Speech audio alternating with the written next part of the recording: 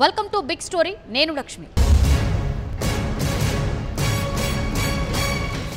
ఈవీఎంలపై అభ్యంతరాలు ఎందుకు?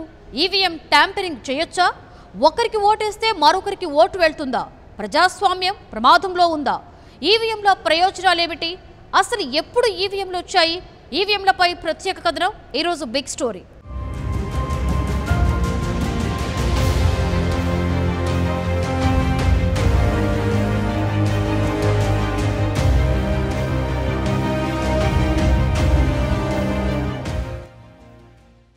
ఈవీఎంలపై చంద్రబాబు నాయుడు తీవ్రమైన ఆరోపణలు చేస్తున్నారు. ఈవీఎంలు ప్రజాస్వామ్యానికి ముప్పు అని, బ్యాలెట్ విధానాన్ని పునరుద్ధరించాలని డిమాండ్ చేశారు. వీవీప్యాట్లను 50% లెక్కించాలని డిమాండ్ చేశారు. ఢిల్లీలో కేంద్ర ఎన్నికల ప్రధాన అధికారిని కలిసి సుదీర్ఘంగా చర్చించిన చంద్రబాబు ఆయనకు తన సందేహాలతో ఒక లేఖనందించారు. చంద్రబాబు ఇచ్చిన లేఖకు స్పందనగా సిఈసి లేఖ రాశారు. అందులో చంద్రబాబు లేవనెత్తిన అనుమానాలకు సమాధానమిచ్చారు. ఈవీఎంలపై నిపుణులతో చర్చించేందుకు సిద్ధమని స్పష్టం చేశారు. ఈవీఎంలపై మరోసారి చర్చ ప్రారంభమైంది.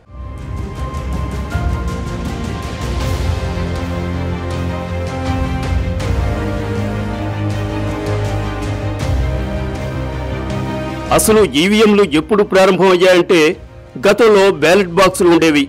అభ్యర్థుల పేర్లను ఓ కాగితంపై ముద్రిస్తే నచ్చిన వారికి ఓటేసి ఆ కాగితాన్ని మడతపెట్టి బ్యాలెట్ బాక్సుల్లో వేసేవాళ్లు. పోలింగ్ తర్వాత వాటిని లెక్కించేవాళ్లు. ఈవీఎంల చరిత్రను పరిశీలిస్తే 1980లో ఎంబీ హనీఫా ఎలక్ట్రానిక్ ఓటింగ్ మెషిన్ను కనిపెట్టారు. అప్పట్లో 6 నగరాల్లో ఈవీఎంను ప్రదర్శనకు ఉంచారు. తొలిసారి ఈవీఎం ఏ ఎన్నికల్లో ఉపయోగించారన్న దానిపై 2 వాదనలున్నాయి.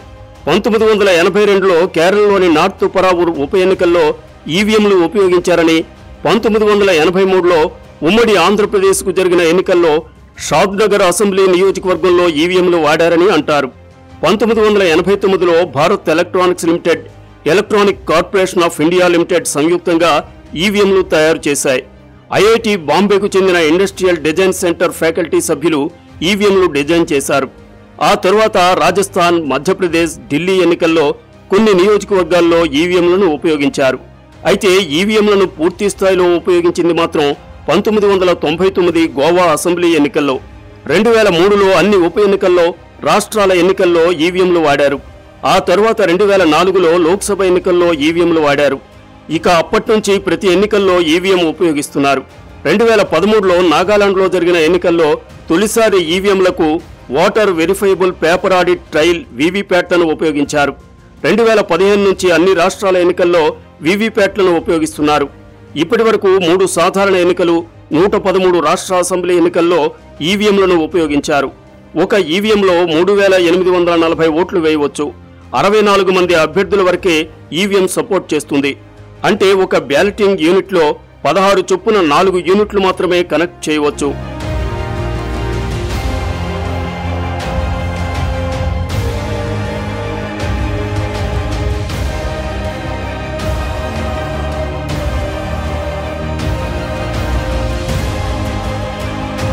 ఎలక్ట్రానిక్ ఓటింగ్ యంత్రంలో 2 యూనిట్లు ఉంటాయి. ఒకటి కంట్రోల్ యూనిట్ కాగా రెండవది బ్యాలెటింగ్ యూనిట్. ఈ రెండింటిని ఒక 5 మీటర్ల కేబుల్ కలుపుతుంది. కంట్రోల్ యూనిట్ పోలింగ్ కేంద్రంలోని ప్రిసైడింగ్ అధికారి లేదా పోలింగ్ అధికారి వద్ద ఉంటుంది. బ్యాలెటింగ్ యూనిట్ ఓటరు ఓటు వేయడానికి నిర్దేశించిన ప్రాంతంలో ఉంటుంది.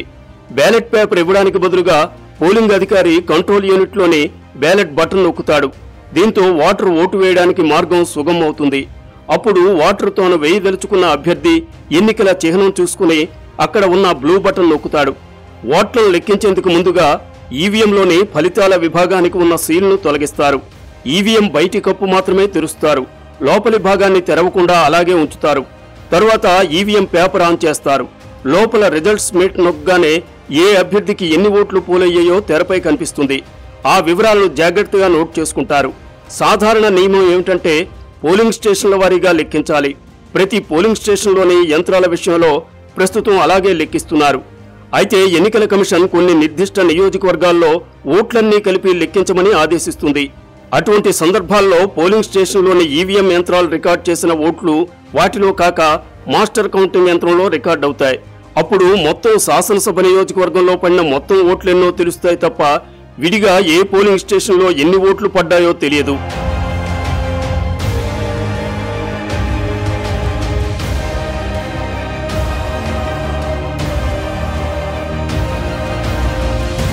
2006 వరకు తయారు చేసిన M1 నమూనా ఈవీఎంలను చివరిసారిగా 2014 సార్వత్రిక ఎన్నికల్లో ఉపయోగించడం జరిగింది. ఈవీఎం యంత్రాలు 15 ఏళ్లు పూర్తి చేసుకున్నాయి. వీవీప్యాట్ ప్రవేశపెట్టిన తర్వాత M1 నమూనాతో ఇవి అనుసంధానం కాలేవు. 2014లో ఎన్నికల సంఘం ఒక నిర్ణయం తీసుకుని 2006 వరకు తయారైన అన్ని ఈవీఎం యంత్రాలను చిప్తో సహా ధ్వంసం చేయాలని నిర్ణయించింది. ఆ తర్వాత M2 యంత్రాలు వచ్చాయి. ఇప్పుడు అత్యాధునికంగా M3 యంత్రాలు కూడా వచ్చాయి. 2013 తరువాత రూపొందించిన M3 ఈవీఎంలో ట్యాంపర్ను పసిగట్టడం, దానికదే తనిఖీ చేసుకోవడం వంటి అదనపు భద్రతా ఏర్పాట్లున్నాయి. 2 ప్రభుత్వ రంగ సంస్థల్లో బెంగళూరులోని భారత ఎలక్ట్రానిక్స్ సంస్థ, హైదరాబాద్లోని ఎలక్ట్రానిక్స్ కార్పొరేషన్ ఆఫ్ ఇండియా సంస్థలో ఇవి తయారవుతాయి. దీనికి అవసరమైన సాఫ్ట్వేర్ ప్రోగ్రాం కూడా ఈ 2 సంస్థల్లో అంతర్గతంగానే పటిష్టమైన భద్రతా ఏర్పాట్ల మధ్య రాయడం జరుగుతుంది.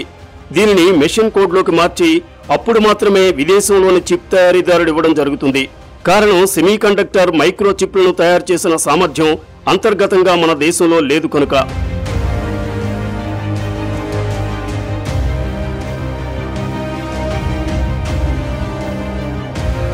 హైదరాబాద్లో M3 ఈవీఎంలతో ఒక్కో కేంద్రంలో 12 బ్యాలెట్ యూనిట్లు వాడుతున్నారు. ప్రపంచంలో ఇప్పటివరకు ఎక్కడా M3 ఈవీఎంలతో ఎన్నికలు నిర్వహించలేదు.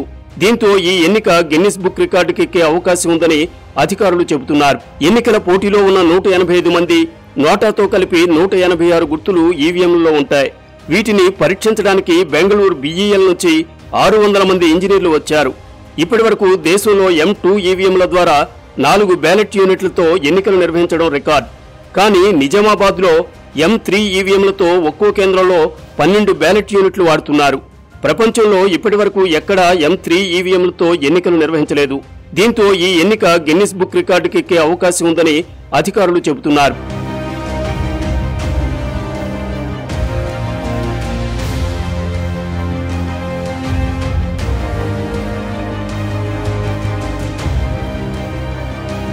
ఓట్ల లెక్కింపు రోజున ఈవీఎంలోని రిజల్ట్ బటన్ ప్రెస్ చేస్తే ఆ ఈవీఎంలో ఎవరికి ఎన్ని ఓట్లు వచ్చాయో తెలుస్తాయి. మొదటిసారి ఈవీఎం తయారు చేసినప్పుడు 5,500 రూపాయలు ఖర్చయింది. 2014లో 10,500 ఖర్చయింది. ప్రస్తుతం ఒక ఈవీఎం తయారీకి 17,000 ఖర్చు చేస్తున్నారని అంచనా. లోక్సభ ఎన్నికలకు మొత్తం ఈవీఎంలు ఉపయోగిస్తే 10,000 టన్నుల బ్యాలెట్ పేపర్ ఆదా అవుతుంది. దాంతోపాటు కౌంటింగ్ ప్రక్రియ వేగవంతమవుతుంది. బోగస్ ఓటింగ్కు అవకాశం ఉండదు. 80 కోట్ల మంది ఓటర్లు, 2,000కు పైగా రాజకీయ పార్టీలు పాల్గొనే సాధారణ ఎన్నికలు నిర్వహించడం భారత్ వంటి దేశంలో ఓ పెద్ద సవాల్. బ్యాలెట్ పద్ధతిలో పోలింగ్ జరిగినప్పుడు ఒక్కో పార్లమెంటరీ నియోజకవర్గంలో ఫలితం తేలాలంటే కనీసం 40 గంటలు పట్టేది. ఈవీఎంల వినియోగంతో అది 5 గంటలకు తగ్గిపోయింది. ఎలాంటి అవకతవకలకు, మానవ తప్పిదాలకు ఆస్కారం లేకుండా ఎన్నికలు నిర్వహించేందుకు వీలు కలిగిందని అధ్యయనాలు చెబుతున్నాయి.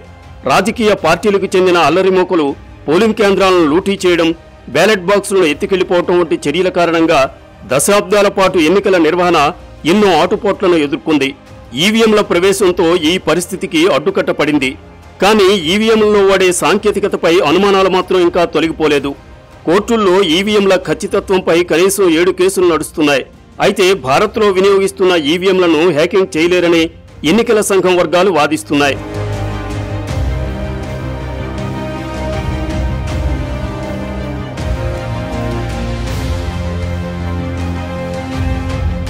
ఈవీఎంల ట్యాంపరింగ్ కు అవకాశం లేదని, అయితే కొన్ని రాజకీయ శక్తులు ఈ అంశాన్ని ఫుట్బాల్ లాగా ఆడుకుంటున్నాయని ఎన్నికల కమిషనర్ సునీల్ అరోరా గతంలోనే వ్యాఖ్యానించారు. ఈవీఎంలో చిన్న చిన్న సమస్యలు తలెత్తుతున్నాయని, వాటిని కనిష్ట స్థాయికి తీసుకొచ్చేందుకు ప్రయత్నిస్తున్నామని, ఈ కారణంగా తిరిగి బ్యాలెట్ విధానానికి వెళ్లడం సరికాదని ఆయన అన్నారు. ఎన్నికల ఫలితాలు వెలువడిన అనంతరం రాజకీయ నాయకులు ఈసీని లక్ష్యంగా చేసుకుని విమర్శలు గుప్పిస్తున్నారని, అది సరైంది కాదని తెలిపారు. ట్యాంపరింగ్ వేరు, మాల్ ఫంక్షనింగ్ వేరు. ఇవి 2 వేర్వేరు అంశాలని, ట్యాంపరింగ్ అనేది పక్కా ప్రణాళిక ప్రకారం జరుగుతుందని తెలిపారు. ఈవీఎంల పనితీరులో కొన్ని లోపాలు ఉండవచ్చునని అన్నారు. మధ్యప్రదేశ్, రాజస్థాన్, మిజోరాం, ఛత్తీస్గఢ్, తెలంగాణలో ఇటీవల జరిగిన అసెంబ్లీ ఎన్నికల కోసం 1.76 లక్షల పోలింగ్ బూత్లను ఏర్పాటు చేశామని, వాటిలో కొన్ని ఈవీఎంలలో మాత్రమే లోపాలు వెలుగులోకి వచ్చాయని, ఇవి 1% కంటే తక్కువేనని అన్నారు. అలాగే ఈవీఎంలను ముందుగానే ప్రోగ్రామింగ్ చేయడం సాధ్యం కాదని అన్నారు. 2014లో జరిగిన సార్వత్రిక ఎన్నికల్లో వాడిన ఈవీఎంలనే ఢిల్లీ అసెంబ్లీ ఎన్నికల్లోనూ వాడామని, వేర్వేరు ఫలితాలు వచ్చాయని ఈ సందర్భంగా ఉదహరించారు. తన ఓటు హక్కును వినియోగించుకోవడానికి వెళ్ళినప్పుడు తను నిర్ణయించుకున్నటువంటి అభ్యర్థి మీద సంబంధించినటువంటి బటన్ని ఎలక్ట్రానిక్ ఓటింగ్ మెషిన్లో నొక్కుతారు. అక్కడ ఒక ఎల్ఈడి ల్యాంప్ వెలుగుతుంది, దానికి సంబంధించినటువంటి ఒక శబ్దం కూడా వస్తుంది. ఓటరు తను నిర్ణయించుకున్నటువంటి అభ్యర్థిని సెలెక్ట్ చేసుకున్నారు, ప్లస్ అది రికార్డ్ అయింది అనేటువంటి ఫీడ్బ్యాక్ ఓటర్కి వెళ్తుంది. ఒక చిన్న స్క్రీన్ ఉంటుంది, మన సెల్ ఫోన్ లాగా ఉండేటువంటి ఒక స్క్రీన్ ఉంటుంది. ఎప్పుడైతే ఓటరు తన యొక్క నిర్ణయాన్ని తెలియచేస్తారో క్యాండిడేట్ యొక్క పేరు, దానికి ఆయన యొక్క ఎన్నికల చిహ్నము, అవి రెండూ కూడా స్క్రీన్ మీద కనిపిస్తుంది. భారతదేశంలో 2014 లోక్సభ ఎన్నికల్లో ఉపయోగించిన ఎలక్ట్రానిక్ ఓటింగ్ మిషన్ల రూపకల్పనలో పాలు పంచుకుంటున్నట్లుగా చెప్తున్న అమెరికా నుండి సైబర్ నిపుణుడు ఒకరు లండన్లో చేసిన ఆరోపణలు సంచలనాన్ని సృష్టించాయి. 2009 నుండి 2014 వరకు తాను ECIL సంస్థలో పనిచేశానని తాను పేర్కొన్నారు. ఈవీఎంలను హ్యాక్ చేయవచ్చా అన్నది పరిశీలించాలని ECIL తన బృందాన్ని కోరింది అన్నాడు. తాము హ్యాక్ చేసి చూపించామని చెప్పాడు. ఇటీవల ఎన్నికల్లో వాడిన ఈవీఎంల ద్వారానే హ్యాకింగ్ తీరును వివరిస్తానంటూ సంచలన ప్రకటన చేశాడు.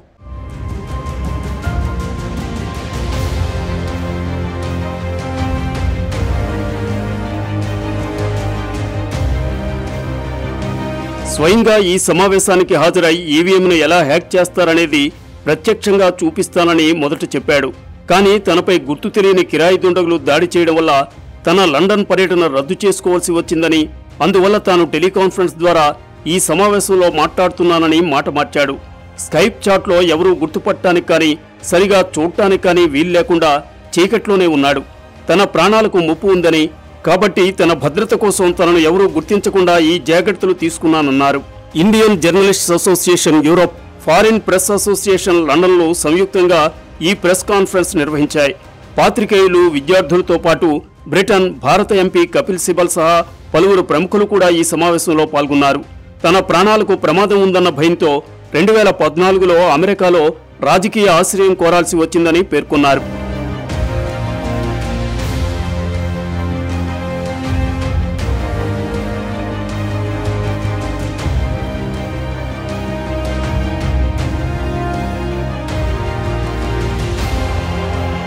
ఇండియాలో ఉపయోగించిన ఈవీఎంలను ఎవరైనా వచ్చి హ్యాక్ చేసి చూపాలని భారత ఎన్నికల కమిషన్ గతేడాది బహిరంగంగా సవాల్ చేసింది. ఆ సవాలు ఎందుకు స్వీకరించలేదన్న ప్రశ్నకు అతను జవాబిస్తూ, నేను అమెరికాలో శరణార్థిని, ఒకవేళ నేను ఇండియా తిరిగి వెళితే నా భద్రత పరిస్థితి ఏమిటన్నాడు. అంతేకాదు, హ్యాక్ చేయడానికి వీల్లేని ఈవీఎంలు ఎన్నికల కమిషన్ దగ్గర ఉన్నాయి, కానీ వాటిని వారు ఉపయోగించరు. మేం వారికి ఇచ్చిన డిజైన్ హ్యాక్ చేయడానికి వీల్లేంది, దానిలో మోసపూరితంగా మార్పులు చేసే అవకాశమే లేదు. వైర్లెస్ సాయంతో దానికి కనెక్ట్ కాలేరు, ఎందుకంటే అది చాలా సంక్లిష్టమైన డిజైన్ అని మరొక ప్రశ్నకు సమాధానంగా చెప్పాడు.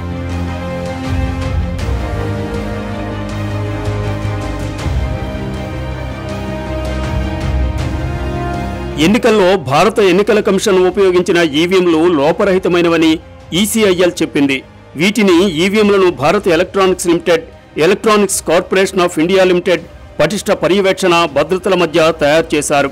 2010లోనే ఏర్పాటు చేసిన ప్రముఖ సాంకేతిక నిపుణుల కమిటీ పర్యవేక్షణలో అన్ని దశలను, స్టాండర్డ్ ఆపరేటింగ్ ప్రొసీజర్లను క్షుణ్ణంగా పరిశీలించారని వివరించింది.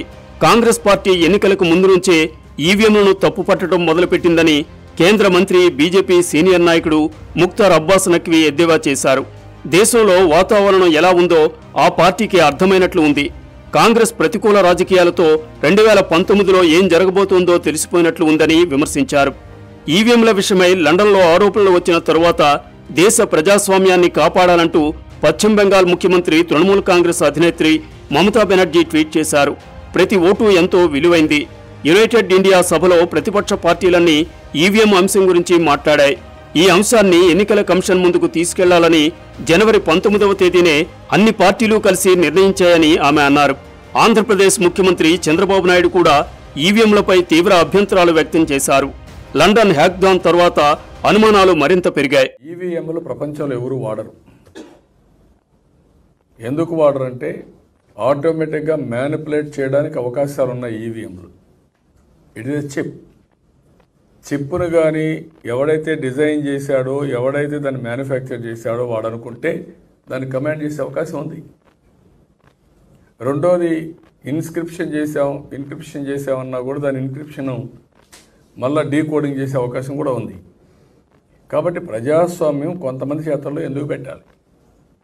ఈ మధ్యకాలంలో కొంతమంది బజార్లు తిరుగుతున్నారు, మేము డబ్బులు ఇస్తే మేము అంత గెలిపిస్తామని, సీట్లని గెలిపిస్తామనే పరిస్థితికి వచ్చారు. ఎక్కడే పోతుంది ప్రజాస్వామ్యం అడుగుతున్నాం. ఇది అందరూ ఆలోచించాల్సిన అవసరం. దేశంలో ఉండే ప్రతి ఒక్క రాజకీయ పార్టీ, ప్రతి ఒక్క పౌరుడు వేరే ట్రాన్స్పరెన్సీ ఇన్ దిస్. మీరు పోయి ఓటేస్తారు, ఓటేసినప్పుడు మీరు ఎవరికి వేసారో మీకు తెలియదు. వీవీప్యాట్లో ఆ రోజు మేము ఫైట్ చేసాం, సుబ్రహ్మణ్య స్వామి కూడా కోర్టుకు పోయేటప్పట్లో. ఇప్పుడు వీవీప్యాట్ వచ్చింది. ఆ వీవీప్యాట్ ఏంటి? ఆ థర్మల్ ప్రింటింగ్ ఏదో పెట్టారు, ఎక్కువ లైటింగ్ ఉంటే కరిగిపోతుంది, కాబట్టి లైటింగ్ ఉండదు, చూస్తే మీకు కనపడదు. అంటే మీరు ఎవరికి ఓటేసారో చూడకుండా ఓటేసే పరిస్థితి. దానికి 5-6 గంటలు ఎందుకు వేయాలి? కాంగ్రెస్ పార్టీయే లండన్లో ఈవీఎం హాక్థాన్ నిర్వహించిందని కేంద్ర మంత్రి రవిశంకర్ ప్రసాద్ విమర్శించారు.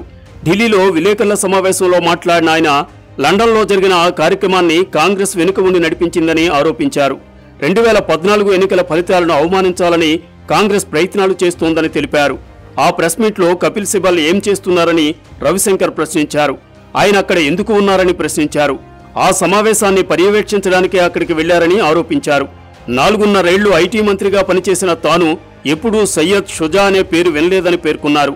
అతడు ప్రెస్ మీట్లో ముఖం చూపించలేదు, వాళ్ల డ్రామాలేంటో అర్థం కావడం లేదని అన్నారు.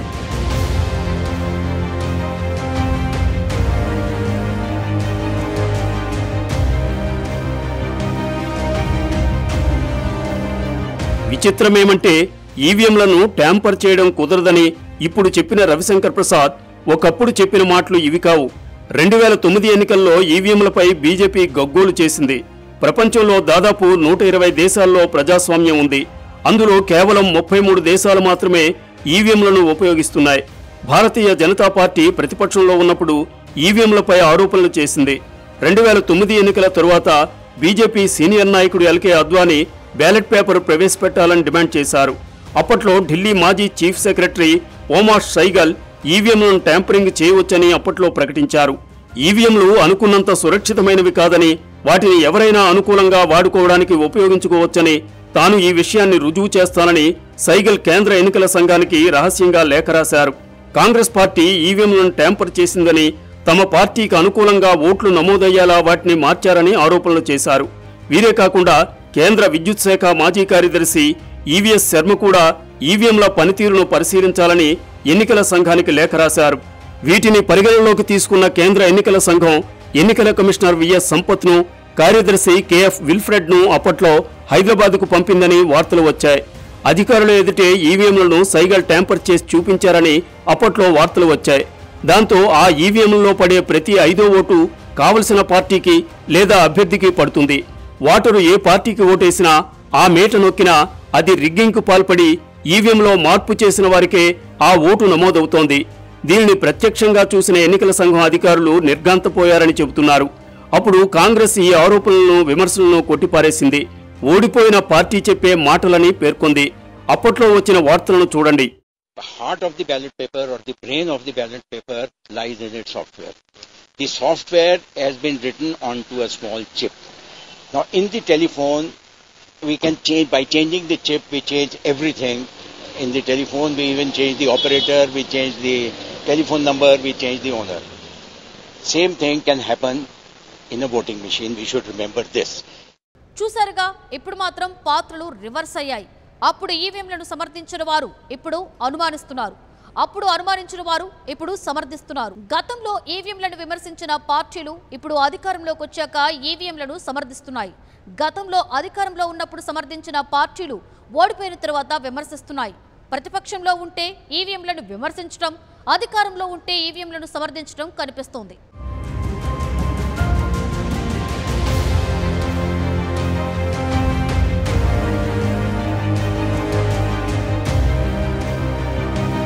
దీనికి కారణాలు 2 రకాలు కావచ్చు. నిజంగానే ఈవీఎంల ట్యాంపరింగ్ జరిగే అవకాశం ఉండవచ్చు. అందువల్ల అధికారంలో ఉన్న పార్టీ ఈవీఎంలపై ఏగ వాలనీయకుండా చూసుకోవడం జరుగుతుండవచ్చు. లేదా ఈవీఎంలు గొప్ప యంత్రాలు కావచ్చు. ఓడిపోయిన వారు వెతుకుతున్న సాకులే ఈ ఆరోపణలు కావచ్చు. ఏది ఏమైనా ఈవీఎంలపై అనుమానాలు అలముకున్నాయన్నది వాస్తవం. ఈవీఎంలపై ఆరోపణలు ఉత్తరప్రదేశ్ ఎన్నికల తరువాత మరింత ఎక్కువయ్యాయి. పంజాబ్, గోవా రాష్ట్రాల్లో ఆమ్ ఆద్మీ పార్టీ ఓటమికి కారణం ఈవీఎంలే అని కేజ్రీవాల్ అన్నాడు. ఉత్తరప్రదేశ్లో బీజేపీ గెలుపుకు కారణం ఈవీఎంలే అని మాయావతి ఆరోపించారు. అసలు ఎలక్షన్ కమిషన్ బీజేపీ కోసం పనిచేస్తోందా అని కూడా కేజ్రీవాల్ తీవ్రమైన ఆరోపణలు చేశారు. ఒకప్పుడు అద్వానీ కూడా ఈవీఎంలను మార్చి బ్యాలెట్ ప్రవేశపెట్టాలని కోరింది నిజం కాదా అని కూడా అప్పట్లో కేజ్రీవాల్ ప్రశ్నించారు. మరో అడుగు ముందుకేసి ఆమ్ ఆద్మీ పార్టీ నాయకుడు సౌరభ్ భరద్వాజ్ ఈవీఎంలను ఎలా ట్యాంపరింగ్ చేయవచ్చో అప్పట్లో డెమోన్స్ట్రేషన్ కూడా నిర్వహించి సంచలనం సృష్టించాడు.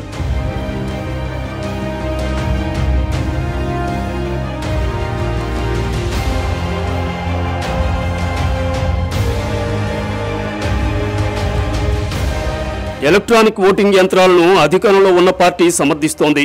కారణమేమై ఉంటుంది? గతంలో కాంగ్రెస్ సమర్థించింది, ఇప్పుడు బీజేపీ సమర్థిస్తోంది. ఈ అనుమానాలు ఇప్పుడు పెరుగుతున్నాయి. ఈవీఎంలలో ఒక అభ్యర్థికి అనుకూలంగా సర్దుబాటు చేయవచ్చా? అనేక దేశాలు ఈవీఎం ఓటింగ్కు దూరంగా ఉంటున్నాయంటే కారణం ఇదేనా అనే ప్రశ్నలు పుడుతున్నాయి. భారత ఎలక్ట్రానిక్ ఓటింగ్ మెషిన్ను హ్యాక్ చేయడానికి అమెరికా శాస్త్రవేత్తలు అక్కడి మిచిగాన్ విశ్వవిద్యాలయంలో 2 ఏళ్ల క్రితమే చేసిన ప్రయోగం వార్తలు వచ్చాయి. వాళ్ళు ఒక ప్రత్యేక పరికరాన్ని సృష్టించారు. భారత ఈవీఎంస్ వ్యవస్థలోకి చొరబడి పనితీరును కనిపెట్టి బయటపెట్టడమే ఆ టెక్నిక్. ఈ ప్రయోగంతో మొబైల్ ఫోన్ ద్వారా అవసరమైన సందేశాలు పంపించి ఓటింగ్ ఫలితాలను ఆ శాస్త్రవేత్తలు తారుమారు చేయగలిగారని 2 ఏళ్ల క్రితమే వార్త వచ్చింది. ప్రస్తుతం ఇండియాలో 10,40,000 ఓటింగ్ యంత్రాలను వినియోగిస్తున్నారు. మిచిగన్ విశ్వవిద్యాలయానికి చెందిన శాస్త్రవేత్తలు ఇంటర్నెట్లో ఒక వీడియోను ప్రదర్శిస్తూ ఇండియాలో ఉపయోగిస్తున్న ఒక ఓటింగ్ యంత్రానికి దేశవాళీ ఎలక్ట్రిక్ పరికరాన్ని ఎలా జోడించవచ్చునో, అనుకున్న ఫలితాన్ని ఎలా పొందవచ్చునో చూపించారు. ఈవీఎంలపై పరిశోధన చేసిన ప్రొఫెసర్ జే అలెక్స్ హండర్మన్ కూడా మొబైల్ ఫోన్ల ద్వారా పంపే సందేశాలతో ఓటింగ్ మెషిన్ ఫలితాన్ని ఎలా తారుమారు చేయగలదో చూపించాడు. ఒక మైక్రో ప్రాసెసర్ను, బ్లూటూత్ రేడియోను ఆయన ప్రయోగం కోసం ఉంచారు. అప్పుడు ఆ ఇమిటేషన్ బోర్డ్ ఈవీఎం మదింపు వేసిన ఓట్ల మొత్తాన్ని అడ్డుకుని వాటిస్తానే దొంగ ఓట్ల మొత్తాన్ని ఎలా నింపవచ్చో నిరూపించింది. భారతీయ ఎలక్ట్రానిక్ ఓటింగ్ మెషిన్లు ఎలాంటి లోపం లేని యంత్రాలు. ఆ మెషిన్లలోని సమాచారాన్ని తారుమారు చేయడం కష్టమైన పని. అవి దోషరహితంగా తయారైన మెషిన్లని అప్పట్లో డిప్యూటీ ఎన్నికల కమిషనర్ అలోక్ శుక్లా వ్యాఖ్యానించారు.